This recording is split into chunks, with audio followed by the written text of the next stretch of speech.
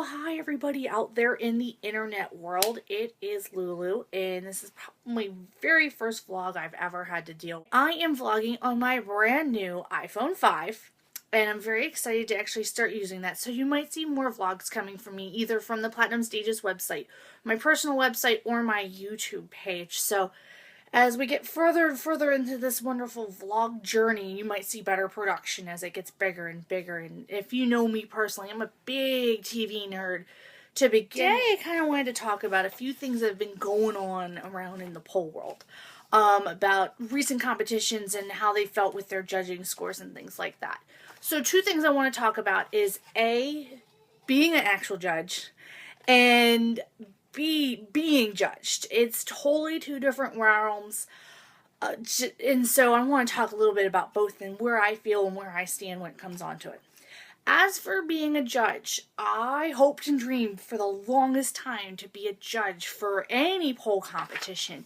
I have about 10 years of cheerleading experience. I have been performing, competing my whole life.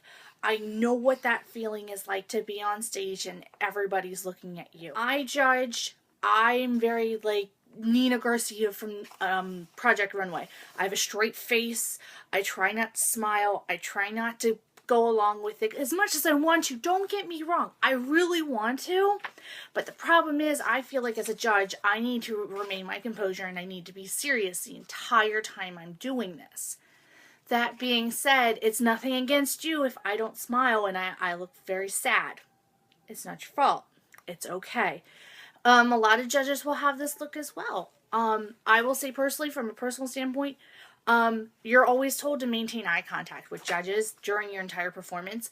And I feel very awkward when I have a competitor looking at me the entire time and I'm like, hi.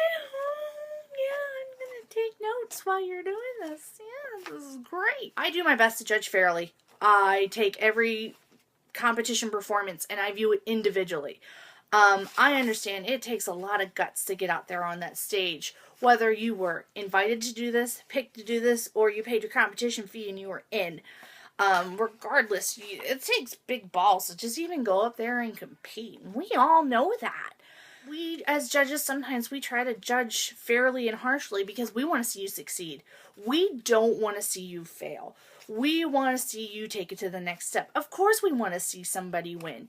And it is our job to be completely unbiased when it comes to judging routine. When it comes to judging, I like to take notes as I go along. And mine are quick notes. So if I've ever judged a competition you were in, you're probably looking at my handwriting going, was she a doctor in her past life? No, but I just write really fast. And for me, it's just a mental note. Like if there was a move that I thought was amazing that you did really well on, I'll write it down. If I think your theme is fantastic, I'll write it down. I'm very positive when it comes to judging. I like to, because there's other judges who are very critical and there's other judges who provide lots of constructive criticism. I kind of like to sometimes just give you the one that gives you the pat on the back, like, good job. I'm glad you went out there because that's just the first step. A lot of girls and guys don't even have the opportunity to take that first step. Look at it on that standpoint. And I can understand judges' scorecards can get really confusing. That's why it's always best to ask for clarification.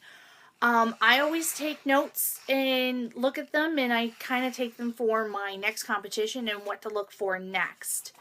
As a judge, I do my best to fare harshly and fair because, we all know there's kids in this generation who basically everything their whole life is sugar-coated.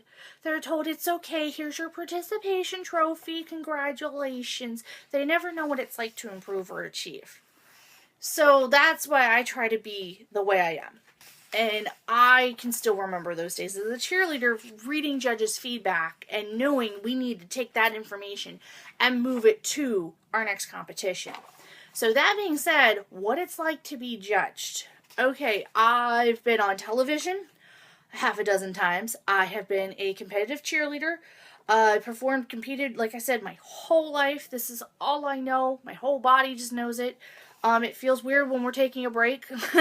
It's constantly asking me to get back up and do this again. I don't care what kind of competition you're doing. Even a performance, you're going to be judged. And to be on that other side, I try to look at it as I'm not competing just for the judges. I'm performing for the whole audience. The whole audience has no idea what my routine looks like. They have no idea what I have planned in store. Only I know. Unless you're in a competition where the judges ask you to provide your list of moves ahead of time so they can judge you on execution and critique.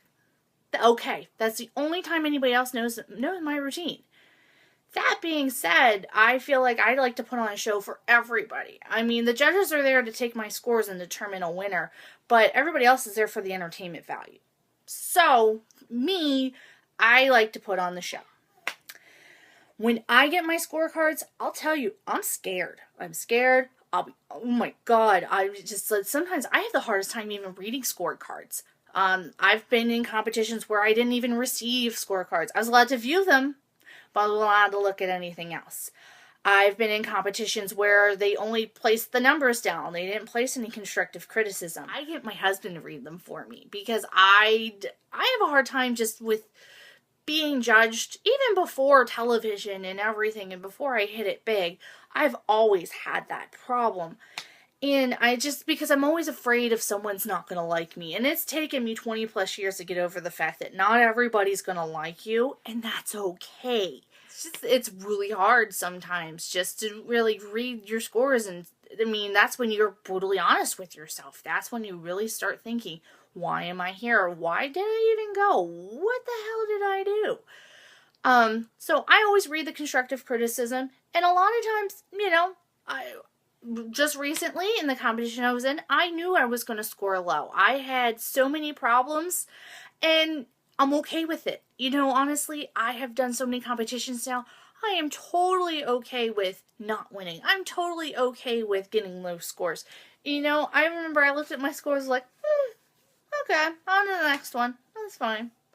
And a lot of the ratings were fine. I mean, I lost a shoe mid-performance. My shoe came off, people. Shoe. 7-inch heels. Gone. Guess what? No, and I put it back on as if nobody knew, and they thought it was part of my routine.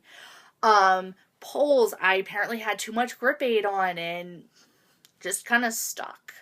The floor was something I didn't get used to, and I didn't have practice time, and that's all on me, and I'm willing to accept that.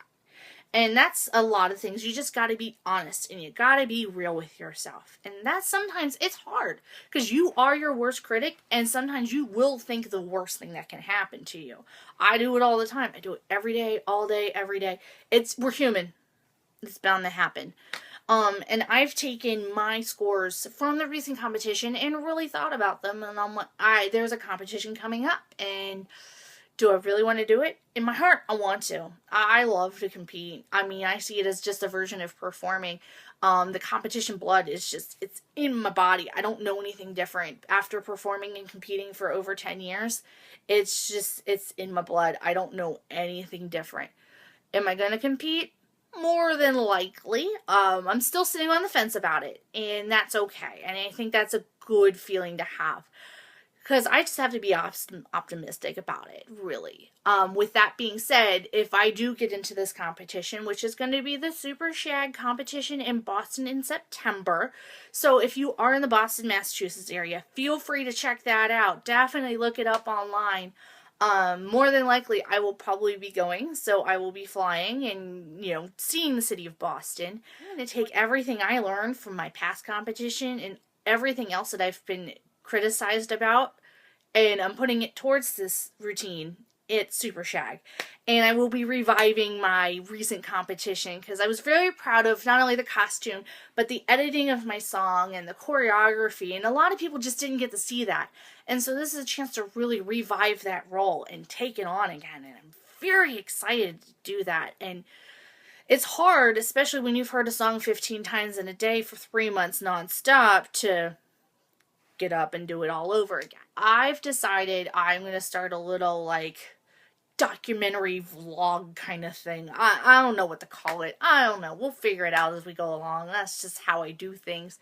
about what it's like to prepare for competition for something like Super Shag or anything, even like your local studio competition, and what it's like for someone who this isn't their full-time life. So just kind of really provide insight on what it's like to put in these hours and put in this time, but you still got to balance out for everything else.